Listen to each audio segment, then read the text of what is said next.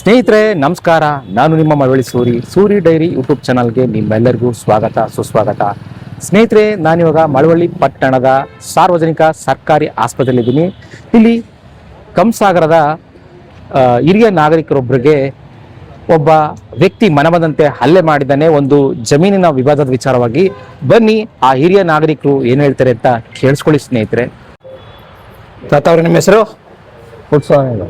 ಯಾರು ನಿಮ್ಗೆ ಹೊಡೆದವರು? ತುರುನೂರು ಕೆಂಪೇಗೌಡ ಮಗ ನಾಗರಾಜ. ಏನು ಕೊಡಿದ್ರು ನಿಮಗೆ? ಒಂದು ಅಲ್ಲಿ ನಮ್ಮ ಜಮೀನು ಒಂದು 31 ಕೋಟಿ ಜಮೀನಿದೆ. ಅವ್ರ ಹಿಂದೆ ದಬ್ಬಳಿಕೆ ಮೇಲೆ ನಮ್ಮ ಹತ್ರ ಬಂದು ಕೊಲೆ ಮಾಡ್ತೀನಿ, ಹಂಗ್ ಮಾಡ್ತೀನಿ, ಹಿಂಗ್ ಮಾಡ್ತೀನಿ ಅಂತ ಅಂದ್ಬಿಟ್ಟು ಅವರು 2 ಕುಂಟೆ ಜಮೀನು ನನಗಾಗದೆ ಅಂತ ಬಿಡಿಸ್ಕೊಂಡ್ಬಿಟ್ರು. ಯಾವಾಗ 30-40 ವರ್ಷ ಹಿಂದೆ ಬಿಡಿಸ್ಕೊಂಡ್ರು. ಅವತ್ತು ನಮ್ಮ ಮಕ್ಕಳೆಲ್ಲ ಸಣ್ಣವರು, ನಮಗ್ ಗೊತ್ತಿಲ್ಲ, ನಾವು ಭಯ, ನಾವು ಬಿಟ್ಬಿಟ್ವಿ. ಇವ್ರೇನ್ ಮಾಡೋದು, ನಮ್ಗೆ ಹೋಗಕ್ಕೆ ಬರೋಕೆ ಎಲ್ಲದಕ್ಕೂ ಭಾರಿ ತೊಂದರೆ ಮಾಡ್ಬಿಟ್ರು. ಅದು ಮಧ್ಯದಲ್ಲಿ ಏನ್ ಮಾಡುದು, ಸುಮ್ಮನೆ ಆಗ್ಬಿಟ್ವಿ ನಾವು. ಒಂದ್ ಪೈರ್ ಹಾಕ್ಲಿ ಏನೇ ಹಾಕ್ಲಿ ಇದ್ ಮಾಡಕ್ಕೆ. ಕೊನೆಗೆ ಏನಾಯ್ತು, ಅದು ಒಂದು ಹಳ್ಳದಲ್ಲಿ ಅವ್ರ ಜಮೀನಿಗೂ ನಮ್ಮ ಜಮೀನಿಗೂ ಅವ್ರದ್ದು 125 ಅಡಿ ದೂರ ಇದೆ. ಇಲ್ಲಿ 125 ಕೆಳಗಡೆ ನಾವಿದೀವಿ. ಅಲ್ಲಿ ನೀರು ಸೌಕರ್ಯ ಇದೆ. ಅದರಿಂದ ಇವರು ದಬ್ಬಳಿಕೆ ಮೇಲೆ ನಮ್ಗೆ ಹೊಡ್ಕೊಂಡು ನೀರು ತಗೊಳ್ಬೇಕು ಅಂತ ಮಾಡಿದ್ರು. ಮಾಡ್ಕೊಂಬಿಟ್ಟು ಇವ್ರು ಏನೇನೋ ಮಾಡ್ಕೊಂಬಿಟ್ಟು 2 ಕುಂಟೆ ಜಮೀನ ಇವ್ರು ಮಾಡ್ಕೊಂಬಿಟ್ಟಿದ್ರು. ಆಯ್ತಾ, ಮಾಡ್ಕೊಂಬಿಡ್ತೆ ನಾವೇನ್ ಮಾಡ್ತೀವಿ, ಸರ್ವೆ ಮಾಡ್ಕೊಂಡು ನಮ್ ಜಮೀನ್ ನಾವು ತಗೊಂಡಿವಿ. ಇವನೇ ನಮ್ಗೆ ತಿರುಗಾಡಕ್ಕೆ ಇವನು ನ್ಯಾಯವಾಗಿ ಹೋಗಿದ್ದೆ ಬಿಟ್ಟಿದ್ವಿ. ಇವನೇ ಮಾಡ್ದ, ನಮ್ಮ ಹೆಂಗಸಿಗೆ ಬೊಡ್ಡಿ ಸೂಳೆ ಅಂತೇನು ಇಂತೇನು ಬೋಳಿ ಮಗನೆ ಸೂಳೆ ಮಗನೆ ನಮ್ ಜಮೀನ್ ಮೇಲೆ ತಿರುಗಾಡ್ಬೇಡ ಅಂತ ನನಗೆ ಸುಮಾರು ದಿನ ಬೋಯ್ದ್ಬಿಟ್ಟ ಅವನು. ಇನ್ನೇನಪ್ಪ ನಮ್ಗೆ ಏನು ಇಲ್ಲವಲ್ಲ, ಮಕ್ಕಳು ಸಣ್ಣ ಸುಮ್ಮನೆ ಆಗ್ಬಿಟ್ವಿ. ಯಾವತ್ತು 40 ವರ್ಷದಿಂದ ಆಯ್ತು ಇದು ಕತೆ. ಈಗ ಏನ್ ಮಾಡ್ತು, ಒಂದ್ ಮರ ನಮ್ಮ ಜಮೀನಲ್ಲಿ ಒಂದು ಮರ ಹೇಳ್ತು. ಅವ್ನು 2 ಕುಂಟೆ ಆಗದೆ ಅಂತ ಹೇಳ್ತಿದ್ನಲ್ಲ, ಅಲ್ಲೇನ್ ಮಾಡಿದ್ರು, ಒಂದು ಕೋಟಿ ಪಾತಿ ಎಲ್ಲ ಬಂದು ಸೇರ್ಕೊಂಡು ಫಸ್ಟ್ ಹಾಳು ಮಾಡ್ತಾ ಇದ್ದು. ಹಾಳು ಮಾಡ್ತಿದ್ದು ನಾವೇನ್ ಮಾಡ್ದು, ಗೋಲಿ ಬಿಟ್ಟು ಕಡ್ದಾಕ್ಬಿಡು ಅಂದ್ಬಿಟ್ಟು ಏನ್ ಮಾಡಿ ಕಡ್ಸ್ಬಿಟ್ಟು ಮರನ ಕಡ್ದ ತಕ್ಷಣ ಬಂದಿದ್ರೆ ತಡೆಗಾಣೆ ಮಾಡ್ಬಿಟ್ಟ. ಅವನು ತಡೆದ್ಬಿಟ್ಟ.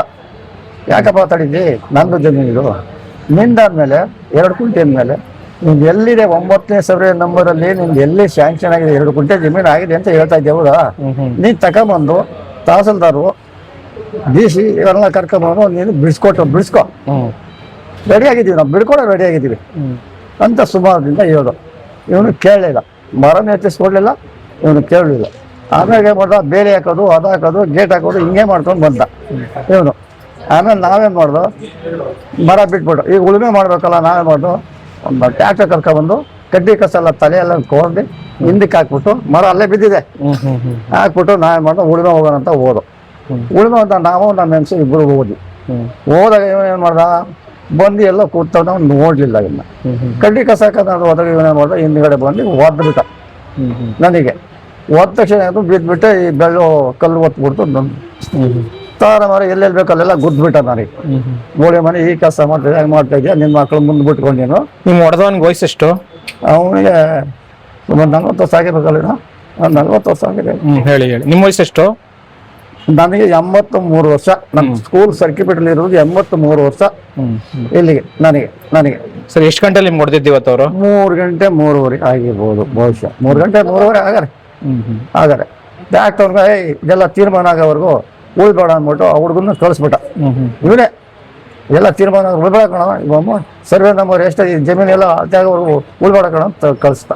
ಆ ಹುಡುಗ ಎದ್ಕೊಂಡು ಹೋಗ್ಬಿಟ್ಟ ಅವನು.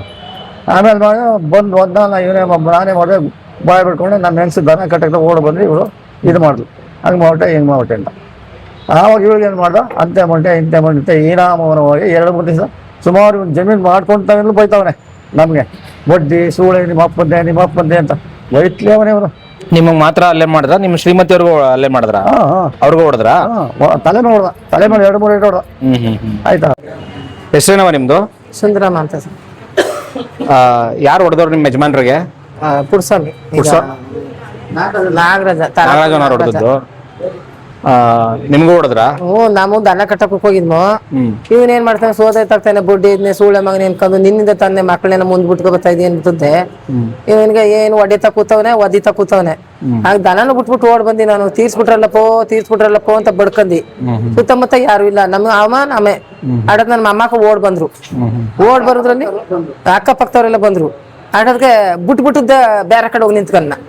ಈ ತಲೆ ಮೇಲೆ ಒಡೆದೇಟಿಗೆ ನನಗೆ ದಿಮ್ಮನ ಅಲ್ಲ ಹೆಂಗೆ ಸತ್ತೋಗವ್ರೆ ಅನ್ನೋದು ಗೊತ್ತಿಲ್ಲ ನನಗೆ, ಹಂಗಾಗೋಯ್ತು. ಕೇಳಿಸ್ಕೊಂಡ್ರಲ್ಲ ಸ್ನೇಹಿತರೆ, ನೋಡಿ, ಯಾವುದೇ ಒಂದು ವಿವಾದ ಇದ್ರೆ ಅದನ್ನ ಸೂಕ್ತವಾದ ರೀತಿಲಿ ಕುಳಿತು ಮಾತಾಡಿ ಬಗೆಹರಿಸ್ಕೊಳ್ಬೋದು. ಆದರೆ ಈ ರೀತಿ ಹಿರಿಯ ನಾಗರಿಕರು ಇಬ್ಬರಿಗೂ ಕೂಡ, ಅದು ವಯಸ್ಸಾಗಿರೋರಿಗೆ ಈ ರೀತಿ ಹಲ್ಲೆ ಮಾಡಿರೋದು ನಿಜಕ್ಕೂ ಇದೊಂದು ಅಕ್ಷಮ್ಯ ಅಪರಾಧ. ಯಾಕೆ ಅಂತಂದ್ರೆ ದೇಶದಲ್ಲಿ ಸಾಕಷ್ಟು ಬಿಗಿಯಾದಂಥ ಒಂದು ಕಾನೂನುಗಳು ರಚನೆ ಆಗ್ತಾ ಇವೆ. ಮಕ್ಕಳು ಮತ್ತೆ ಹಿರಿಯ ನಾಗರಿಕರಿಗೆ ಯಾವುದೇ ರೀತಿಯ ದೌರ್ಜನ್ಯಗಳಾದ್ರೆ ಅದನ್ನ ಕಠಿಣವಾಗಿ ಕ್ರಮ ಕೈಗೊಳ್ಳಬೇಕು ಅಂತ ಸಾಕಷ್ಟು ಕಾನೂನುಗಳನ್ನ ತಂದಿದ್ದಾರೆ ಸ್ನೇಹಿತರೆ. ನೋಡೋಣ ಈ ಹಿರಿಯ ನಾಗರಿಕರ ಮೇಲೆ ಹಲ್ಲೆ ಆಗಿರೋ ವಿಚಾರದಲ್ಲಿ ಮಳವಳ್ಳಿ ಗ್ರಾಮಾಂತರ ಪೊಲೀಸ್ ಠಾಣೆ ಪೊಲೀಸರು ಯಾವ ರೀತಿ ಒಂದು ಕ್ರಮ ಕೈಗೊಳ್ತಾರೆ ಅಂತ ಕಾದು ನೋಡಬೇಕಾಗಿದೆ. ಈ ರೀತಿಯ ಒಂದು ಹಲ್ಲೆ ಪ್ರಕರಣಗಳನ್ನ ಒಂದು ಗಂಭೀರವಾಗಿ ಪರಿಗಣಿಸಿ ನಮ್ಮ ಆರಕ್ಷಕರು ಒಂದು ಸೂಕ್ತ ರೀತಿಯಲ್ಲಿ ಕಾನೂನು ಕ್ರಮ ಕೈಗೊಳ್ಳಬೇಕು. ಧನ್ಯವಾದ. ಈ ವಿಡಿಯೋ ನೋಡೋದಕ್ಕಾಗಿ. ಈ ಸ್ಟೋರಿನ ಹೆಚ್ಚು ಜನಕ್ಕೆ ಶೇರ್ ಮಾಡಿ ಮತ್ತೆ ನನ್ನ ಯೂಟ್ಯೂಬ್ ಚಾನಲ್ನ ಸಬ್ಸ್ಕ್ರೈಬ್ ಮಾಡ್ಕೊಳ್ಳಿ. ಧನ್ಯವಾದ ಸ್ನೇಹಿತರೆ.